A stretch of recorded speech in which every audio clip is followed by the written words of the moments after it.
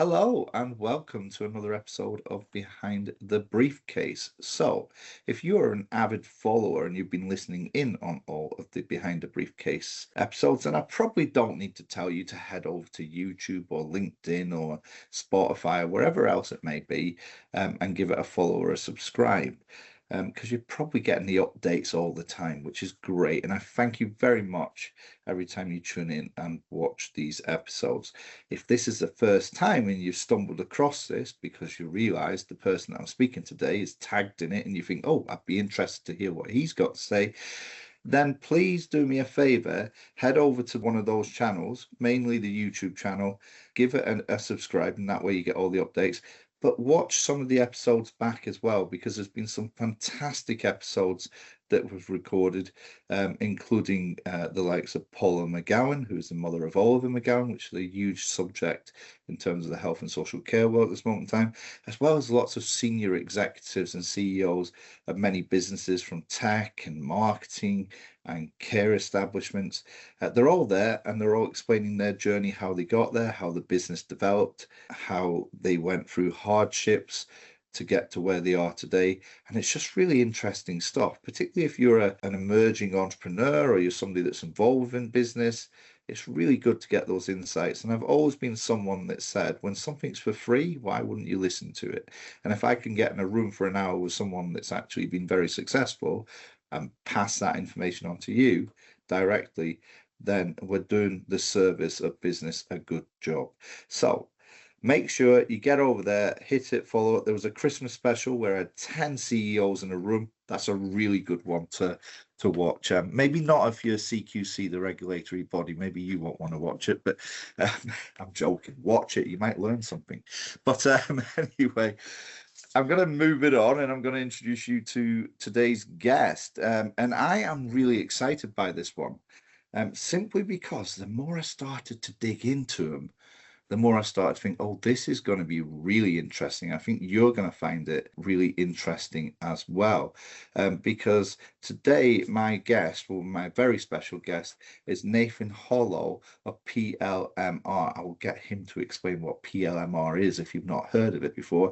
But basically, PLMR are a company that really focuses on the art of communication, strategic public affairs specialists, and they are people that basically do all the comms that need to go out and other things. That I'm sure Nathan's going to explain it a lot more. But I am sat here with Nathan, who's the group director and deputy MD of the HealthComms side of the business. So we're speaking to someone who's right at the top of their game. So without further ado, let's welcome him as a guest. So Nathan, thank you very much for coming on. No, thank you. Thank you, Paul. Thanks for having me. Great to be here. Excellent stuff. So, Nathan, what we traditionally do in this is get to find out a bit more about you first. And when I say a bit more about you, if you can just start off by explaining in a much better context than I gave exactly what it is that you do in your position, the Yeah. business. And then I'm going to really take you back a few years to figure out how you got there, if that's okay. Yeah, absolutely. PLMR, it stands for Political Lobbying and Media Relations, although we don't use the full name very often. We are a full service communications business, so we work with organizations to advise them on their engagement with the media, with politicians, or with customers and their own colleagues. And really, we help organizations tell their story to those audiences which really matter most to them across whichever channels they have access to. So that could be, traditional media or digital social media. Or also just direct communications, helping people with meetings, etc. So it is any communication need people have. We support them, and I lead our work in the social care sector and have done for nearly 10 years now, but I've been with the agency for 14. Been with the agency for 14. So, Nathan, take me back. How have you managed to get into this 14 years ago? What happened prior to that led you to be? Do you know what I'm going to say? When I was looking into it, there was a word that kept springing to mind. It's probably the wrong word. Well, it is the wrong word to use, but I'm just going to give it from the public perception that I was sort of like hearing the word spin doctor, because that's sort of like a public mantra that sits behind public communications. So I'm really interested to know how Nathan sort of like, first of all, you can turn around and tell me I'm completely wrong, but secondly, how did you get into it? Yeah, I guess I mean I definitely wouldn't describe myself as a spin doctor today. But I think if you go back to Nathan at college, so when I was probably 18, 19 years old, that's where I started. And I think spin doctor might have been an appealing term back then as a reading the news in the Blair years, reading about, Alistair Campbell and others. So um I felt like I think a lot of people fall into PR. So ultimately, I went to college with the intention of being a doctor. Did not get the requisite grades to go and do that at university. So I had to very quickly reorganize. And I always had a passion and interest in politics. So I sort of redid my A levels and did my A levels in politics. From that, I became quite involved with my local Liberal Democrat group back where I grew up in Cornwall. That took me to university in politics, but more importantly, by being involved in that grassroots political campaigning in Cornwall and volunteering with my local MP and local councillors, I got a taste for that sort of political media, political campaigning, the role of the media within that, and how to communicate with people, how to tell stories. And then ultimately, after university, I was back at home living with my parents volunteering at the Liberal Democrat office. We had a Liberal Democrat MP at the time back home. And a man walked in and said, "Oh, I need some." He asked the guy that worked for the MP, "Oh, I need somebody to work on the referendum campaign. Do you know anyone who could help?" And the MP staffer pointed at me and said, "He'll do it. You don't even have to pay him." And I think that was I did get paid, thankfully, but that was my first quote unquote proper job, professional job. And I said yes. And I think that was the extent of the interview, which I suspect is possibly why the AV that was the AV referendum for those who forgot about the first one we had. I worked for the Yes campaign. It was not a very good result for the Yes campaign, and I think based on the quality of recruitment, that might explain why. But it was a real fantastic opportunity for me because I was essentially tasked with organising the campaign across the county of Cornwall, working with the cross-party MPs and councillors that supported the change of electoral system. And more importantly, I was the face of the media for the campaign in the county. So all of the radio and television interviews, all of the debates, I did. And that just gave me a real first-hand experience of working in communications, in political communications, in campaigning, in being interviewed and how to navigate those experiences.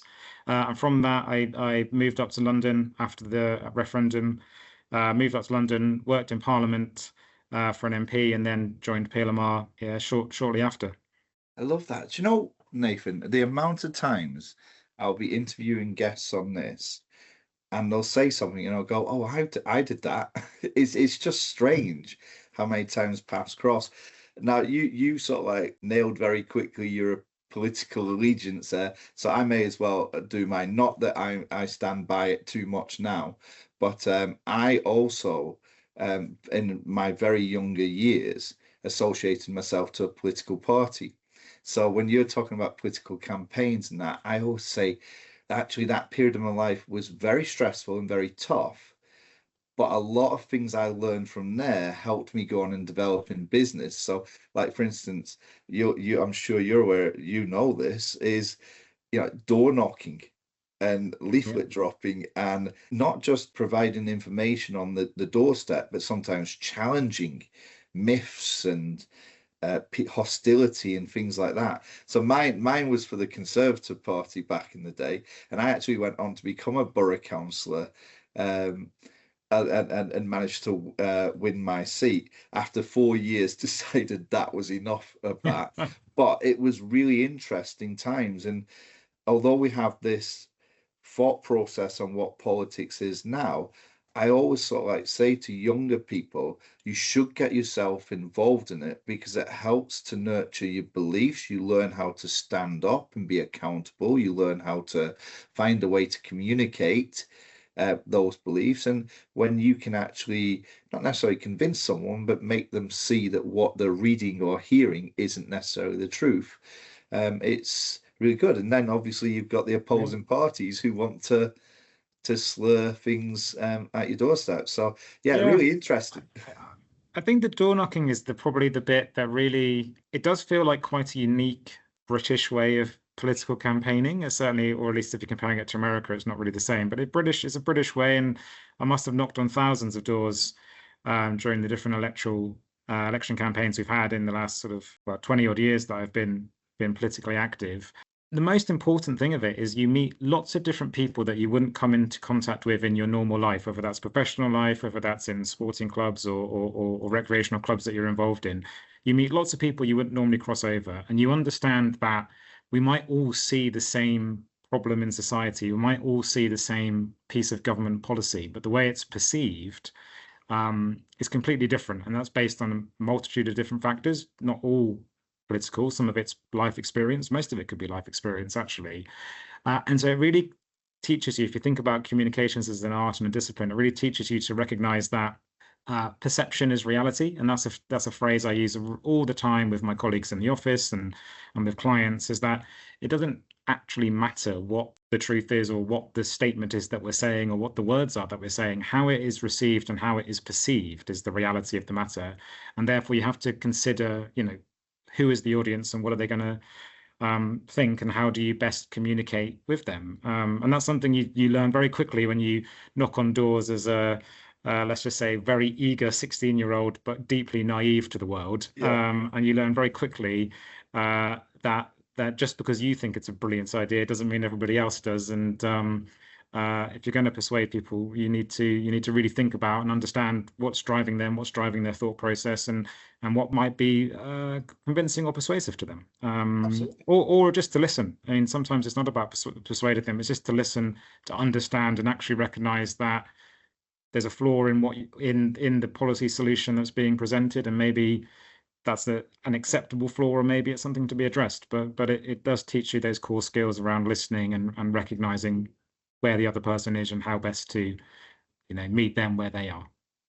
Oh yeah, I also think it built up a lot of my resilience because as that young person, there was many estates I was almost chased off wearing my blue rosette. So you Yeah. learn very quickly that Yes. not everybody was a likable character. But you are right, even to the point of walking into halls where it may be a big planning and you're on the planning committee and you either, if you agree with the planning because you can see in the future how it's going to help the infrastructure of say a poorly infrastructured village, and all the work that you've done within it, but you've got 300 people who've turned up almost mob-like to vent their feelings towards you, and you're stood there alone. You really have to start thinking on your feet and making sure you get across to them what the future can look like with this. Now, in that thick skin of you're not going to be able to turn everybody's feelings. There's always going to be a party that's not happy with you. So I always say you do what's best you believe in. But at the end of the day, don't try and make everybody or convince everybody to come on the journey with you because it's not possible.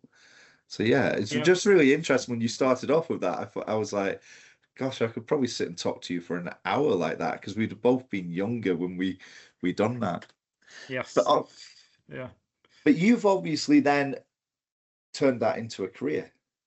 So in not necessarily terms of the politics, but in terms of the communication way that messages are delivered.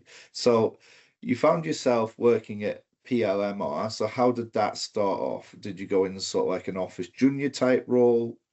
Yeah. So one of the things I say to colleagues, particularly when we recruit new colleagues, is I've actually done every job there is to do at PLMR. I guess barring CEO and finance director, because I actually started off as an intern, and I've held every job role that we have here, whether it's from a research or web presence role, all the way through the consultancy ranks.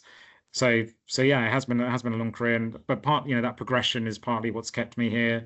When I joined PLMR, there were 12 of us. We worked down in Clapham. Today there's 80 consultants plus the support team, and we're based in Westminster.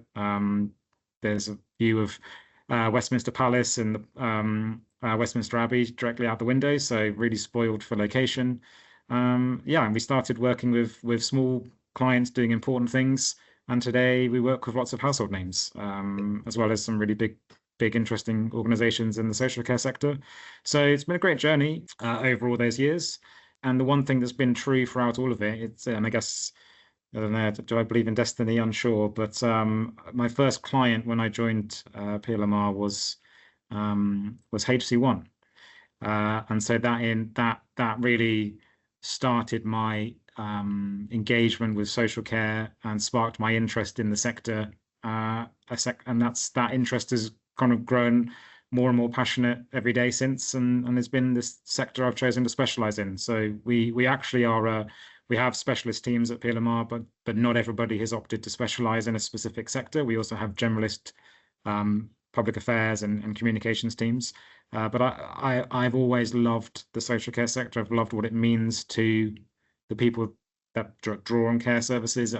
I've loved the passion and dedication of people working in care services and how important it is to society. And also perhaps that underdog story of it being treated second class to the NHS. And I guess at its heart, I love an underdog story. And so it's been something I've loved working in, and frankly can't see myself not working in for the rest of my career. And just on the basis, Nathan, now when you say the underdog story, because I agree with you, I've often turned around and said that health, if we take the term health and social care, which I don't believe do integrate together, they integrate together in a lot of things, but in terms of perception, they ain't painted with the same picture. I've always said the health side, the NHS, is painted as the angels, and the social care side is almost like the demon version of that that's taking everybody's money, which is not the case. So how, in terms of you come into the industry, you start to see this, you specialize in that. How do we change that picture? Because I often think that in social care, any bad news story is escalated so quickly through media that it tars it as if everything is like that. Yet that doesn't necessarily happen within the NHS. It always seems to be isolated when it's NHS, and when it's social care, it's systematic. Yeah, I guess. Well, I would say part of it is the mindset of the average British person is very much in that the NHS can do no wrong. Or if it does wrong, it's because of a lack of funding or a lack of resources. And ultimately, that is part of there's no other country in the world that opened their Olympics with a homage to their healthcare system, despite the fact that there are a vast number of countries that have state-funded healthcare. We're not unique in that regard. Our model might be unique, but we're not unique in having state-funded healthcare. Yet we're the only ones who celebrate it like as if it's a political third rail. So I think part of it is just the British mindset, and there obviously are non-profit and charity providers in the social care space, but there are a lot of independent and for-profit providers in that space too. That's true of the NHS, but I think the challenge is the public understands the NHS as the NHS, and they don't consider the different ways that it's structured and operated. I suspect most people in my friendship group will not be aware that GPs are ultimately for-profit individual contractors to the NHS, not NHS employees. Yet nobody sits there and goes, well, hang on a minute, these GPs are delivering terrible service. I can't see them. I'm ringing every day at 8 a.m. and I'm waiting weeks and weeks for an appointment. And meanwhile, someone's making a pretty good profit off of this. And that's not the experience of the average care provider, where there is a lot more media aggression and political, media aggression, bit of political upset, and also a lot of public upset about perhaps what's perceived to be unfair profiteering when there are mistakes made. So the two systems are not treated equally. In terms of, what could we or should we do about it? I mean, that's probably a podcast in and of itself. So we can maybe go down that route a little bit. But people in the industry will have different views on this. My view is either you have to push for it to be an equal partner to the NHS and to be, to make the saying two sides of the same coin, which I think successive health secretaries have said about health and social care, to make that true in reality, because it's not true. It does not have a dedicated minister. The minister is actually covering dentistry and GPs as well as social care. And let's be honest, those are three really broken parts of the health system at the moment. So no wonder social care doesn't get a great look in when you think about all the other political priorities and why sort of fixing brackets the NHS is so important. But also from a funding perspective as well. I've done this job long enough to sit here and write briefing notes to clients to highlight, another record settlement for the NHS and nothing really in there for the care system. And that's again a recurring theme. So you can either make the case that we should be two parts of the same coin, truly integrated, or you could make the case that social care should stand alone and should be of equal importance without being seen as and social care, right? It should just be social care. When we talk about education, we look at schools, we look at universities, we look at colleges. We don't consider one to be dependent on the other or for all of them to be interconnected and a boost of funding for one to be a negative to the other. There's not a net zero game, even though that is a unified system where schools feed colleges, feed universities. All of that is a benefit to society. All of that benefits citizens. All of it is a mixture of state funding and private interest. But we don't sit there and go, well, universities have lost out to schools this year, or all the money only ever goes into schools. And I think the way that social care often talks about itself is like we want to be equal to the NHS because we see the NHS as being the preference for everybody. And actually, maybe there's a case to be made that we should want to be seen as important in and of itself. Yeah, I've had this sort of like debate many a time that a lot of people associate the NHS as being free to use, which is not. You are paying quite a hefty tax to use that service. And if you're someone that doesn't use the service often, then you're paying much more per visit than what somebody else would, which is fair. That's a society in which we'd all want to be in. So therefore, I think that's where the term, if you go to the NHS, you're a patient. If you're in social care, you're a client. But if you're local authority funded, then that's exactly what you've been paying. You have a rate towards your council tax that you pay that goes towards that, and your tax system to the government is funding that as well. But they're all seen as, whether they're taking local authority clients or not, they're all seen as their own little micro business that are in most cases for profit. And I often think that the problem that we have, and it goes back to something that you said there, is the NHS, that's the brand. So it doesn't matter which hospital it is, if the brand is on there, you see the NHS as one. Whereas in social care, there's so many different brands involved in it that actually those brands are competing against each other in most cases. So it's very difficult for social care to unite together to actually challenge or lobby, if you like, to government with the strongest arm. I've always said, in reality, social care could bring down the NHS in a heartbeat if it chose to, and it would get the government to the table very quickly. But the government know that that's never going to happen. So ultimately, there's a lot of provider unite groups and things like that out there. But when you're sort of like seeing, it was great, there was a turnout of 300 social care providers outside Parliament. That number needed to be 3,000. In the same way that when the farmers do something, they don't see themselves as competitors, they do it together and they bring things to a standstill. I'm sounding like a unionist trade leader there. Please, everybody, don't bring it to a standstill. But I always think that in order to get movement, the government have got to have some form of fear that the other party, in a negotiation, the other party could just turn around and say, well, we're not doing this anymore. And if every single social care provider turned around and said, for 1 week only, we are not going to admit anybody into our care homes in the NHS, the overload would be so enormous it would fall over. Yeah, absolutely. I mean, first off, I think Providers Unite and Kat in particular has done a great job of building a grassroots movement, and she should be commended for that because one person managed to corral people together to do something and to act in a way that I hadn't seen in the sector previously. And that takes a force of will. But it's also true to say that not enough people got involved in that, and more people could be. Ultimately, I think the challenge we face as a sector is, there's 18,000 odd providers in it. there's probably that many providers in the health side of it as well. If you count up every individual GP speak with effectively one or two voices, the BMA and the RCGP, and the social care speaks with, possibly up to 9 voices, depending on how many trade bodies you count up, and then you aren't in trade bodies at all. So we are a split voice, and that's something that MPs say time and again. When I meet them and talk to them about social care reform, or talk about funding, or just talk about basic things like day-to-day commissioning and adherence to the Care Act, not everything is always about money. Some things are just simply about principles and about improving the way that the two, health and care work together.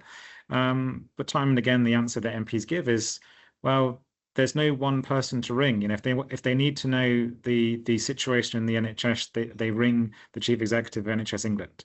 If they need to know what is the situation in the social care sector, they need to ring half a dozen trade body chief execs, and even then they might not have a full picture, so they might have to ring a bunch of other supportive research bodies and skills bodies to really understand exactly what's going on. So I think there's a lot we could do as a sector to work together more.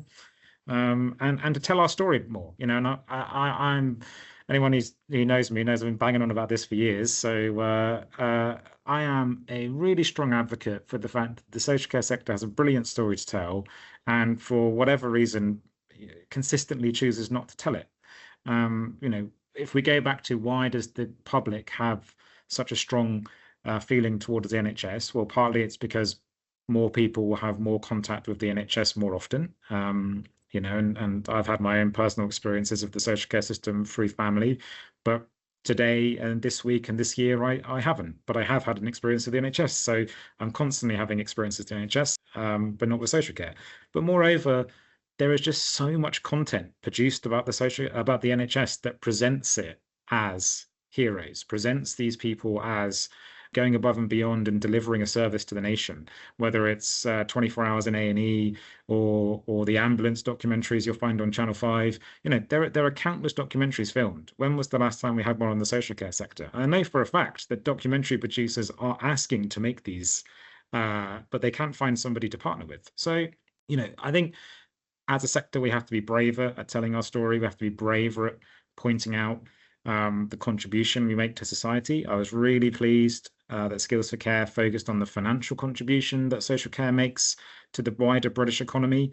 And I think it's notable that that contribution is significantly higher than things like pharmaceutical manufacturing or automotive manufacturing, which are areas that the government places huge direct focus on, which newspapers like the FT have a dedicated reporter for each of these areas, and yet social care's contribution is significantly higher and gets a fraction of the look in. So even just on an economic level, it's a real powerhouse. It's a driver of jobs. These jobs can be good jobs, and there can be good career progression within them. There's obviously a lot more to do on all of that front as well, of course, but it's a very equal driver of economic growth because it's spread across the country. So I was really pleased Skills for Care pointed out some of those things.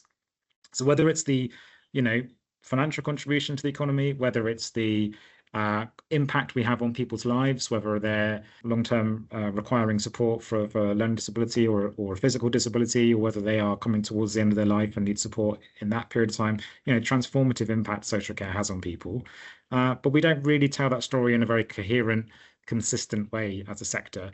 And I think that does a disservice to us as a sector, and possibly why we don't quite have that feeling in society about the benefit that social care can bring, coupled probably with the funding situation, because of course some people are paying, and that's a very bit of a jarring difference to the NHS. But again, lots more we could talk about.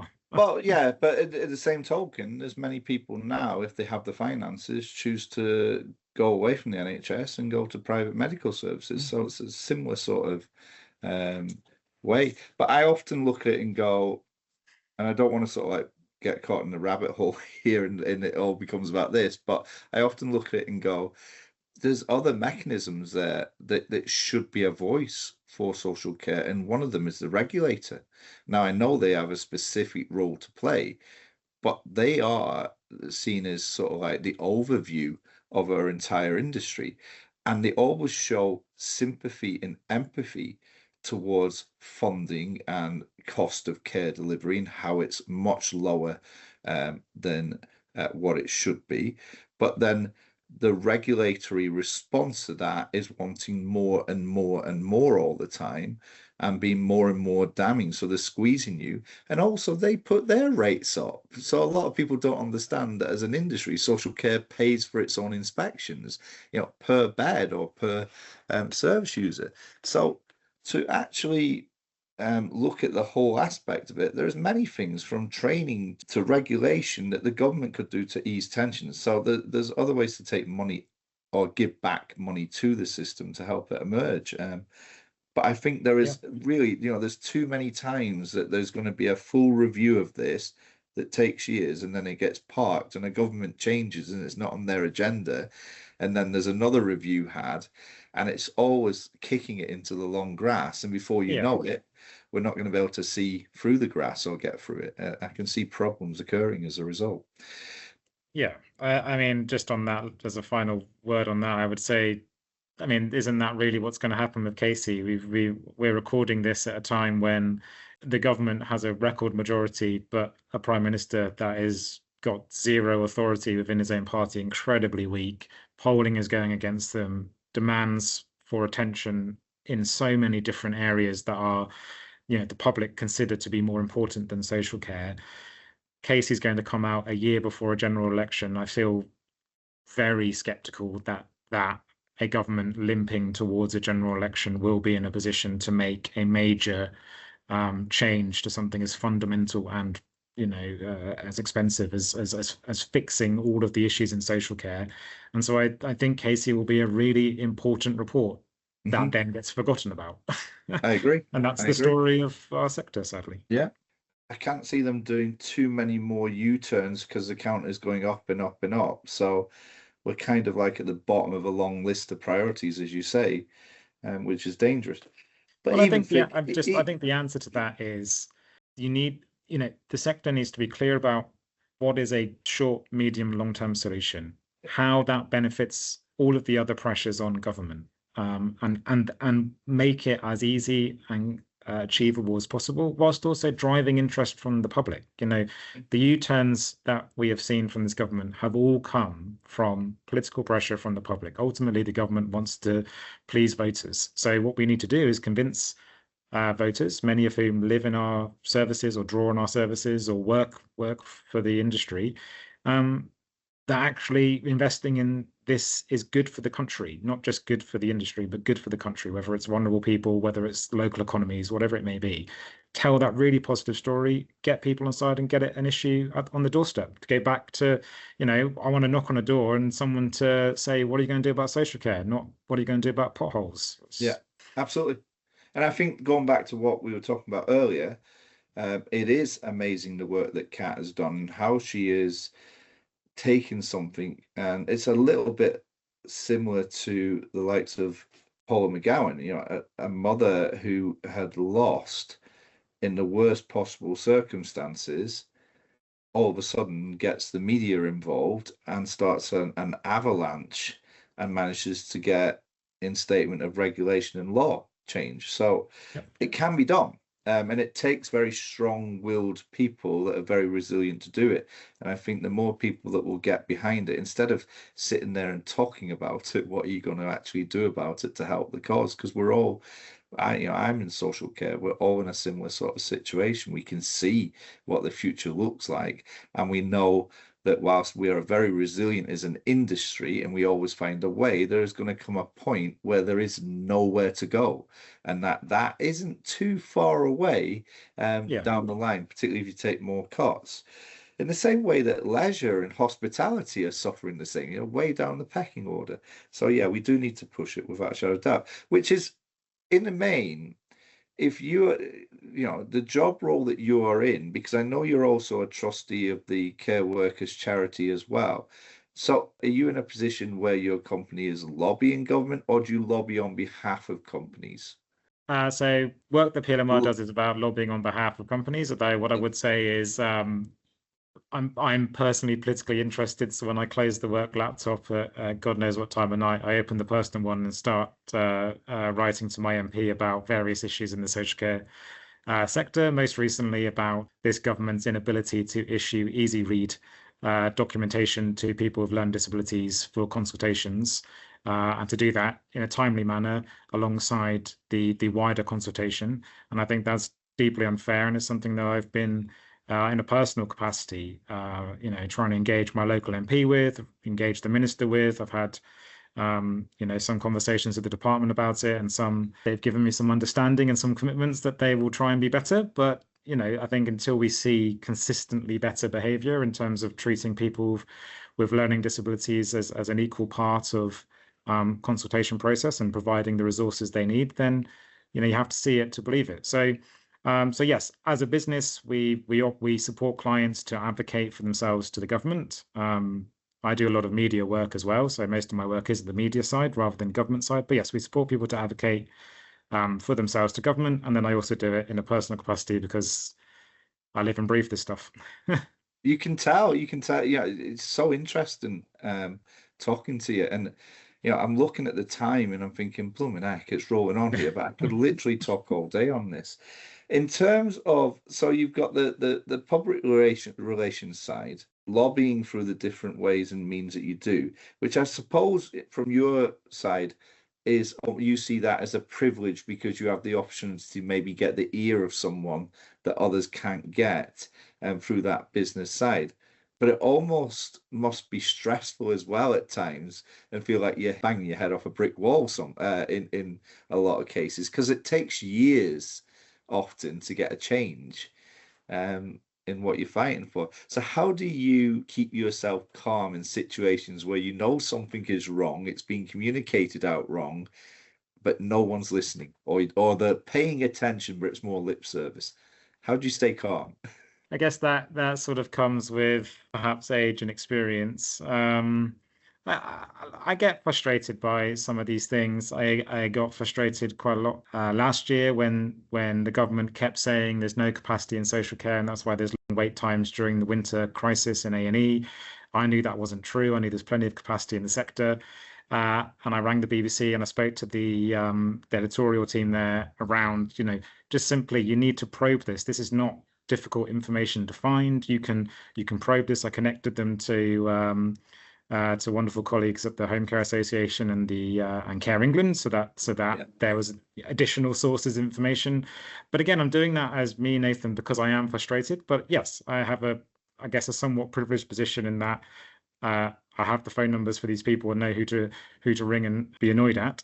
I don't think the BBC particularly changed their editorial approach, which frustrates me. I don't think the government gets anywhere near enough flack for what's going on in the sector, and also how often they blame NHS problems on social care, despite the fact that that's just patently not true. It's to do with ICB management and things like that. So I think there's a lot more that we can do, and I think there's a lot more that we all need to do as a sector to make sure that our politicians, the journalists that we come into contact with, are aware of the sector and actually how it operates, and that when the government takes a line, it's put under greater scrutiny. Because at the moment, that's not the case, and I think that's a big difference between social care and health. You can't say something because the BMA or whoever it would be will be very hot on challenging it publicly, and I think that's where we need to be a little bit better at presenting that evidence about where there is capacity. The problem is around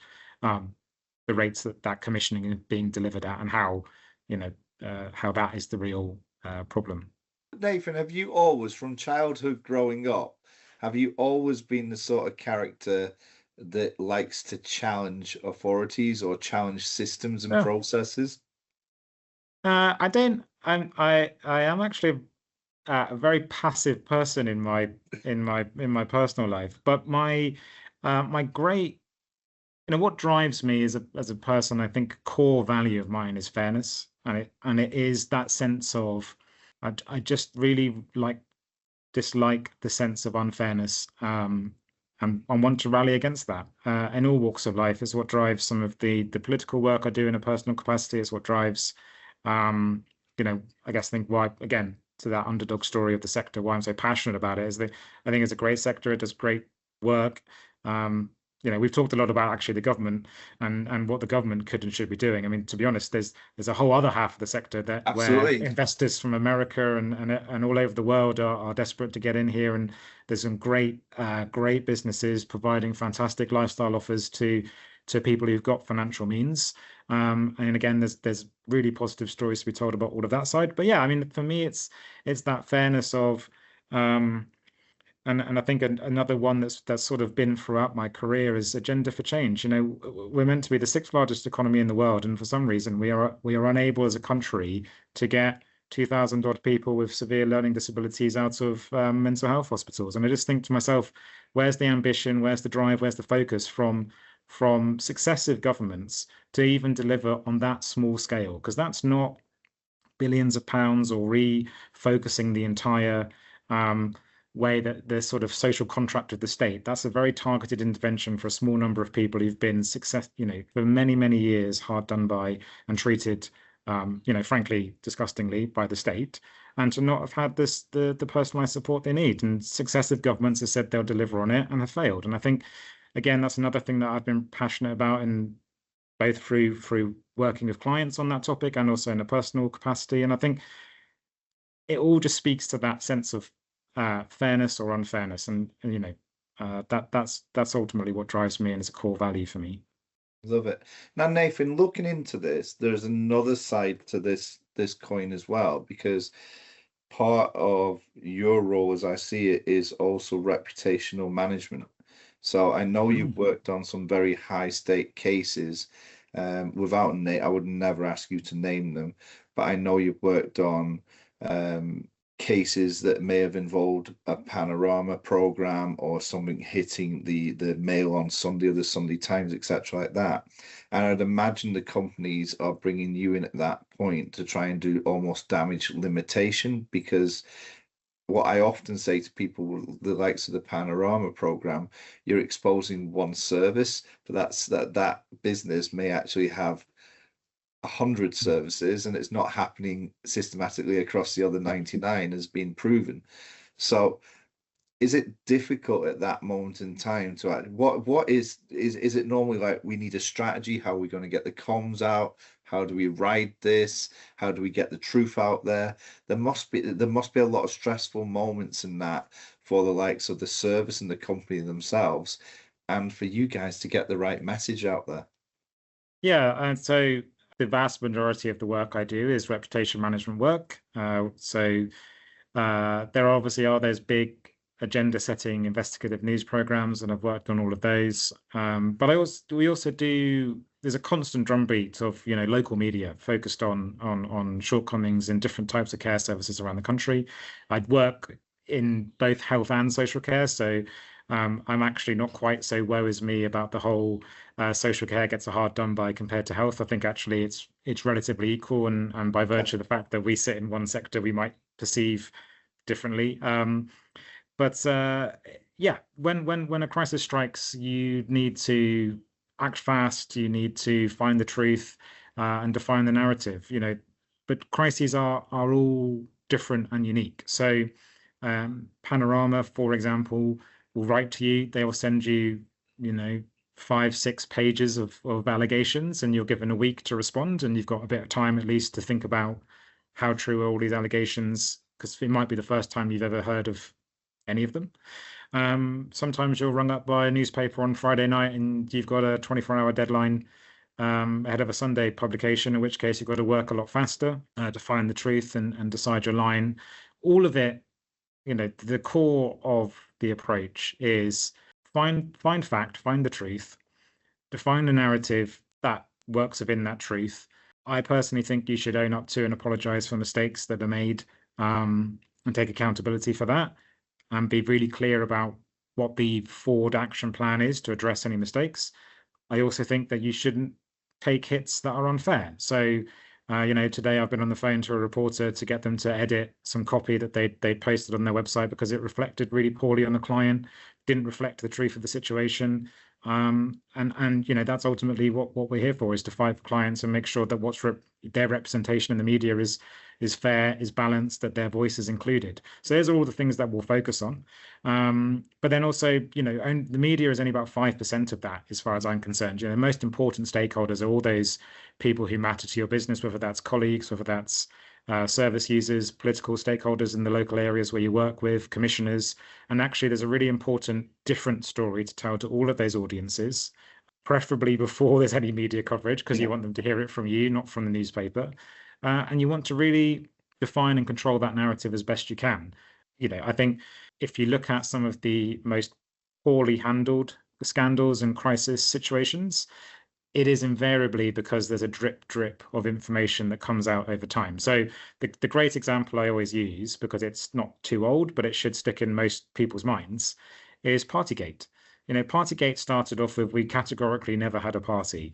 And over the course of 2 weeks ended up being, well, we had a party, but it was an accidental party, and it was just a quick blowing out of birthday candles. Well, that's a real far move from we categorically never had a party, to get to drip all the way as different things come out. I think the Mandelson scandal is That's a great, another absolute great example. example. That one.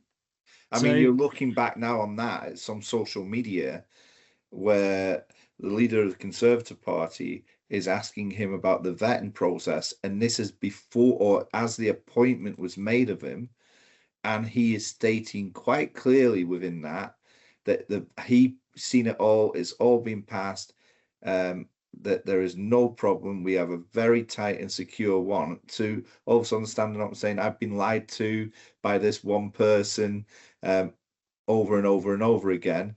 And you're kind of looking at it and going, no, you had all the information. It was all available to you. Yeah. But he's trying to change the narrative all the time on it. And I would say, from a public's perception, you're looking at him and going, how can you be trusted? Because if you just came out in the original concept and said it, you may have got over this period, but you keep changing the story. Yeah, and I think to our sector, trust and credibility is so vitally important. The moment you change a story is the moment you lose all trust and credibility. So, a lot of the team here are ex-journalists. So we approach these problems through the lens of, what is a journalist going to be asking? How are they going to want to approach this story? How are they going to tell this story? And therefore, the way that we work with a client to help defend them in that scenario is to think, okay, if this is the line of questioning and these are all the different directions that they could take their subsequent investigations, we need to make sure that we have watertight answers on these things. And if we can, to take urgent action to make sure we can give a watertight, honest answer in the future. So it is by no means a passive situation when you get contacted in those severe crises matters. And this sort of thing can happen to any organization, no matter how well run they are. Ultimately it's people caring for people. So ultimately it's a huge amount of trust placed in team members. And yeah, I mean, I say to people that I think I've worked on just about anything that could possibly go wrong in the care sector. I'm sure one day I'll get proved wrong on that, but the content that crosses my desk on a daily basis is enough to fill a newspaper every day. But the reality is only a fraction of that ever gets into the news. Yeah. So there's a lot of work that we do actually on engaging people's own teams around how to not talk about these things on social media, for example, etc. But yeah, I mean, ultimately, it is about doing what you can through communications to maintain the trust and credibility of the organization and of the key people, whether it's if it's a care home, the key people in that care home, amongst those really important audiences. And the moment that's lost, it's incredibly hard to build back. So the saying we have here is, it takes 20 years to build reputation, 5 minutes to ruin it. And I think that's incredibly true, especially in the social media era. And so speed is also so vitally important in that scenario. I'd say as well, because I've been involved in cases, some of my clients have reached out to me when they've got inadequates, and all of a sudden CQC have leaked it way before the report is publicised. And then the local newspaper is the first to pick it up. And then if it's a group, then a national paper picks her up, and before you know it, now you've got TV and media all talking about, and the speed that it escalates at is very difficult. But the hardest bit they always seem to have was there's so many stakeholders, and social media is a nightmare because members of the team, let's say, if they read something that is a fictitious comment that is untrue, their emotive state is to go back. So I've always sort of like said to them, you need a head of communications in here so that every single person in this that's related to this organization, including family members, including everybody that's working there, know what is the direction of travel. Do we respond to these things? Don't we respond to them? Do you shut down your social media for a couple of days? Everything needs to sort of like be planned out, and there is no manager in the country out there that is equipped anywhere near with those skills on how to deal with it, because everybody or most people within that service will be defensive at the beginning, and ultimately that's what's going to lead to the problems, because you're going to retaliate in the form of defense, and it may actually be antagonizing the situation. So I guess that's why. And we are in a world where everything is scrutinized now, particularly in social care. So if CQC do leak that report out and start to give comments on what they found, and what's interesting is within that, they will give out maybe 5 sentences from the report, but actually, if you read the report, 90% of it reads well. They've just taken a couple of things, taken it across, and it's affected the scoring system, but you haven't written any of the good things that you found within that service. You just painted it as black as you possibly could, and no one's going to read the full report. They're just reading the social media post. So I would say in that sense that happens more and more and more, and we all feel we all feel like victimized to a degree by it. But the important thing is that people like you are reached out to immediately because it's business critical stuff. Yeah, I mean, look, without being too salesy about it, I mean, I don't know whether everybody needs a director of communications, but a lot of what we do for clients all the time is we prepare crisis and reputation management protocol. Everybody who runs a care home has got a protocol of what happens if that care home catches fire, because of course they have to. They need to think about where they're evacuating people, what is business continuity. If you haven't also thought about how you're going to communicate with families, stakeholders, etc., in that scenario or any other scenario that happens at a care service, then you haven't really got, robust governance in place, because communications is so important to everything. And I think, an observation, if I may, we're talking a little bit about some of those big moments. Actually, a decent chunk of my work often comes from just small issues that have snowballed through poor communications.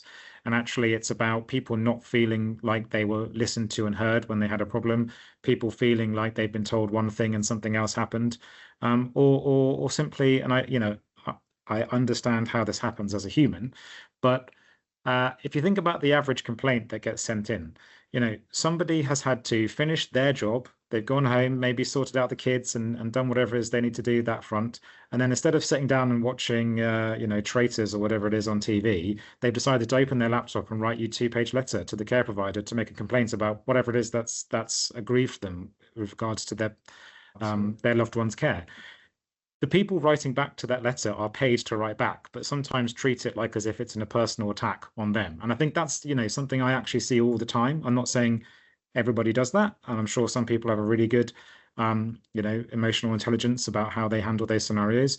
But too often I see people who, are well-meaning, but they write back quite bluntly, and haven't reflected on the fact that this is, they're being paid to write their response, but the person reading it is clearly upset enough to spend their personal time fighting what they believe to be an injustice or an unfairness to their loved one. And so perhaps their reality is not the reality that we as a provider have, but it is certainly their perception. And there are different ways to handle those scenarios, and there are softer, gentler ways to handle it. And I think sometimes those small things escalate. And it's why people end up going to the media, because they feel like it's the only way that they can be heard by somebody. And actually, you can stave that off much earlier down the process by engaging with that person and trying to work with them to understand, what is ultimately driving their concern or their complaints, or whatever it may be. And so again, a lot of our work I see starts with a small thing that escalates, and actually with good communication, good protocols in place, training for colleagues around how best to deal with these sort of things. Actually, a lot of this can be prevented from actually escalating into media or social media. I often say that in the training world, there's so much statutory and mandatory training, and it's like a hamster's wheel. I have a training company, so I'm doing myself a big disservice here.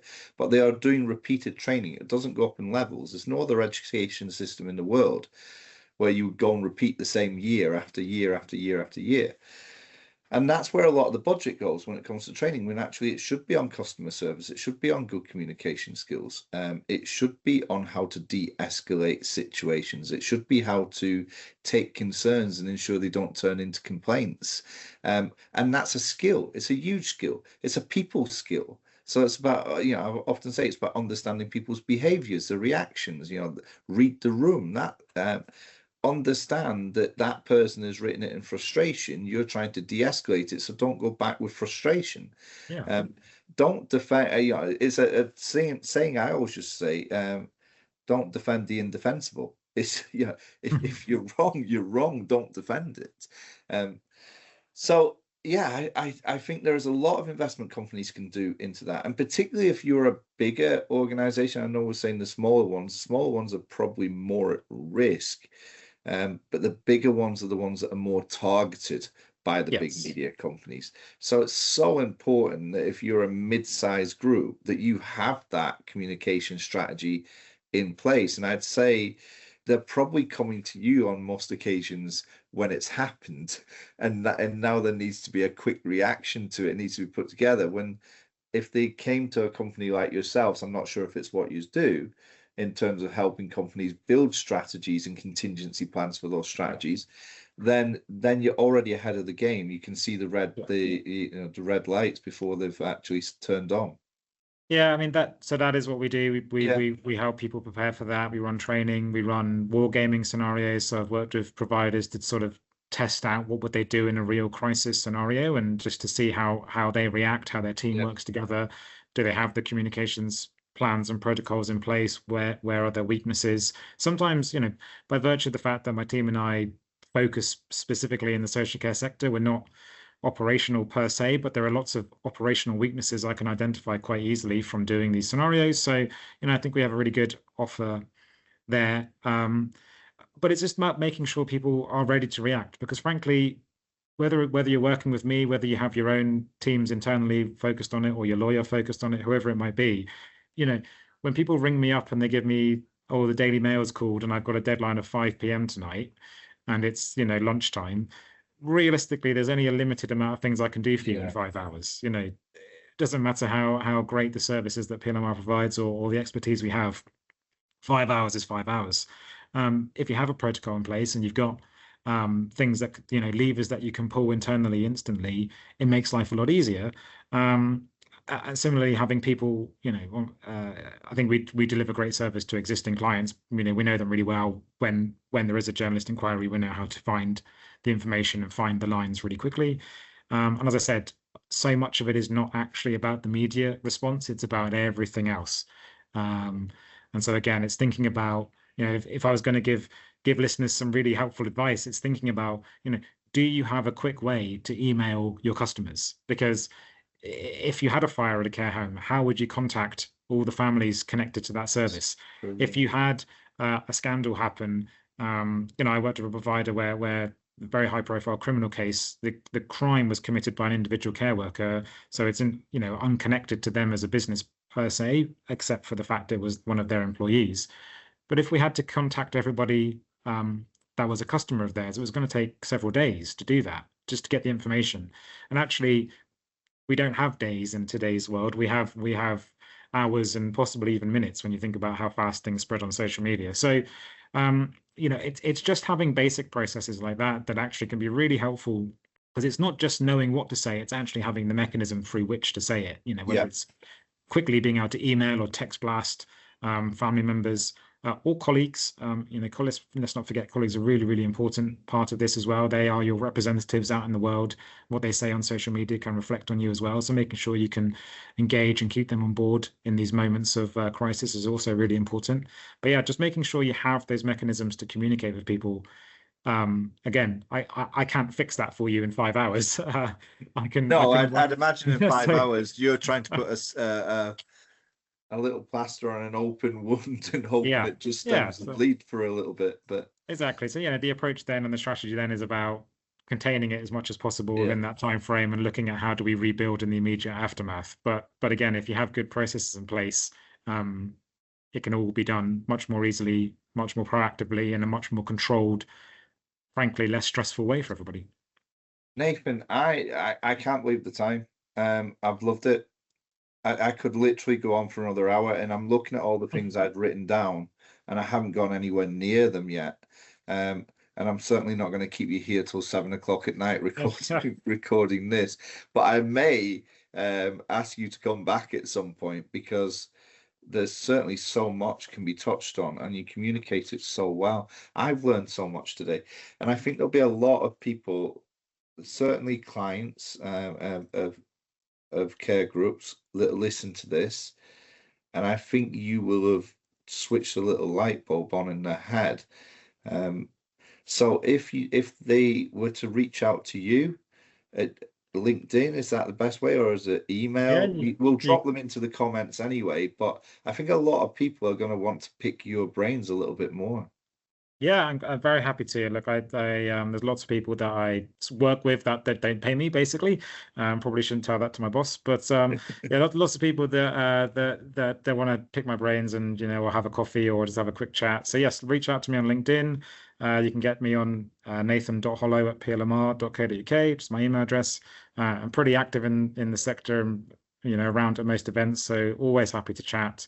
Always happy to help, really. I mean, as I said, I'm just passionate about the sector and good communications. There's so many organizations in this space who have a great story to tell, and I think could maybe tell it better. I don't have to be Yeah. the one that does it for you. I can just point you in the direction and you can do it yourself. So, always happy to chat. There is so much we didn't discuss. There were so many accolades that were getting thrown your way from my team and others, and what I read myself.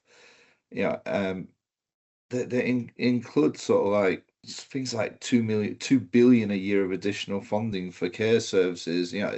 Winning awards. I think, what was the award that I had written down here? It was I amazing. I uh, I was lucky enough to be named Young Communicator of the Year by the That's right. communications Yeah, industry. And I'll tell you a quick little story about that because so the prior year I'd been shortlisted at a different communications industry award, and this is for the whole communications industry in the UK, and I hadn't won. But my mum very sadly had terminal cancer at the time. And my boss. And it's one of the reasons why I still work at PLMR is, the fantastic support I've had from Kevin, who's the owner. Kevin had actually paid for my mum to come to London and to be at that award and to have her support with her as well to enable her to do that. The following year, when I actually did win the award, unfortunately, my mum had passed away several weeks before. So it was one of the first things I did after coming back from bereavement leave was to go to the award ceremony and pick up that award. But it was yeah, a hugely emotive and emotional moment for me because it was sort of a career high and career pinnacle for everything that had been achieved in the 12 months prior, but they had been achieved whilst juggling working in London and spending every weekend on the train to Cornwall.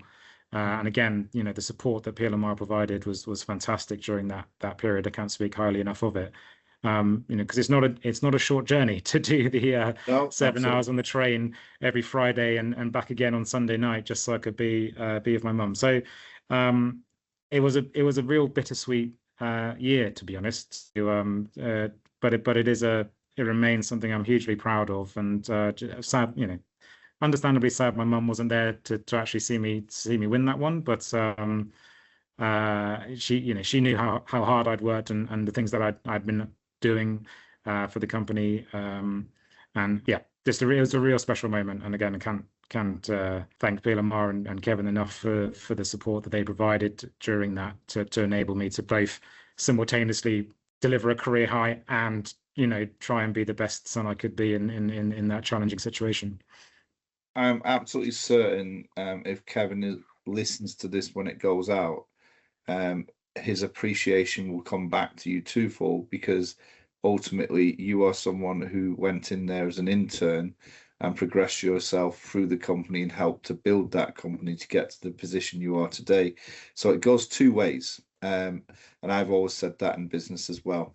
What I've got from you today, Nathan, is in terms of trying to read behind the scenes and things of what you were saying, if an opportunity, your advice to people would be, if an opportunity comes along, take it. If Yeah. it means that you've got to step way outside your comfort zone, do it. But realize actually you are going to have to work in order to achieve, which I think is a pattern that a lot of people don't see nowadays. There is an expectation that they should come out of university and they should get that top job immediately, and it's not true. You've learned from failure. You wanted to be a doctor. You didn't get the grades. It didn't stop you. You still went on your growth strategy in a different direction. And I Yeah. think that is testament to who you are. And I think the main thing that I see in you, that I see in a lot of others as well, you've never changed your values, your beliefs. It's a case of, I do this for a reason. And almost monetary, whilst we all need it, is a secondary aspect that sits in there, because if it all becomes monetary as the first aspect, then you'll lose the passion and the desire to keep going and doing it. So I appreciate absolutely everything I've heard from you today and everything you've been doing, not just for the sector and businesses in general, but how involved you are within the sector without actually being a care operator yourself. You are fighting for care operators, and also your passion to actually, even when it does go wrong, okay, how can we put this right? And asking people to be open and honest up front and then look at fixing the problem. That's testament to who you are. So I think there's a lot of people will listen to this today and go, this is a real good fella. He's a real nice lad. So Thank you. yeah, Yeah, checks in the really, post. really enjoyed it. For those that have listened to this, they'll be thinking, Paul's not done his usual thing where he wants to know what clothes they wore as a kid and what they had for dinner on a Sunday night, etc. like that. And this happens on this because we get such interesting guests on Behind the Briefcase that sometimes the format goes out the window because something really interesting comes along that you want to deep dive into. And I think you'd have got that from today. Well, I know you would have got that from today, because what we've spoken about is so key and so important, particularly within the industry at this moment in time. So I think you've got a lot more out of this. Now you can go and do your own research on him and find out what he had for tea on a Sunday night. But I'm sure you'll catch Nathan around at different events up and coming throughout the course of the year. If you have got any questions regarding this, then just pop them in the comments section below. If we can, we will get the answer for you. I'll reach out to Nathan and see what he thinks. He's just told you can follow him on LinkedIn. So if you're someone that's like, oh, I don't really like to network with people, what you should be learning from Behind the Briefcase is no one says no. They always say, yeah, by all means, because we all want to pass on good advice, and we also want to pass on mistakes that we may have made in our time in moving up ladder. It was never an easy route. So if you can learn something that stops you going down the dead ends that sometimes we went down or the mistakes we made, then everybody's always willing to help.